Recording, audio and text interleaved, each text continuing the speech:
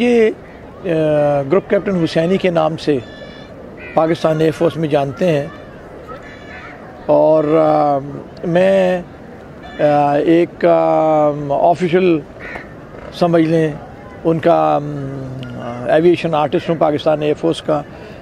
पिछले 35 इयर्स से पाकिस्तान एयरफोर्स के लिए एविएशन पेंटिंग्स बना रहा हूँ। एक वाक़े को हमने हाईलाइट करना है।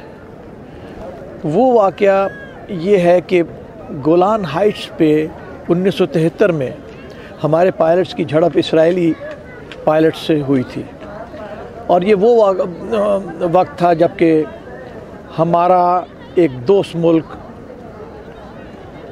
मुसीबत में था, वॉर में था और हम उसको हेल्प कर रहे थे। इस वाक़े में फ़्लाइट लेफ्टिनेंट सत्तार अलवी ने इजरायली जहाज़ गिराया और उसमें से जिस पायलट ने इजरायली पायलट ने इजेक्ट किया था उसका नाम था कैप्टन लूत्स।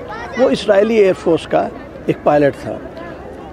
तो जब वो नीचे आया तो उसको ज़ाहिर है वो POW बना लिया था और उसकी हेलमेट जो थी वो शाम की एयरफोर्स ने रख ली और उनका जो कवरऑल था जो कि पायलट पहनता है, डांगरी जिसे कह सकते हैं, वो पाकिस्तान एयरफोर्स के इस pilot flight lieutenant Sattar Alvi को एज ए प्रेजेंट दी।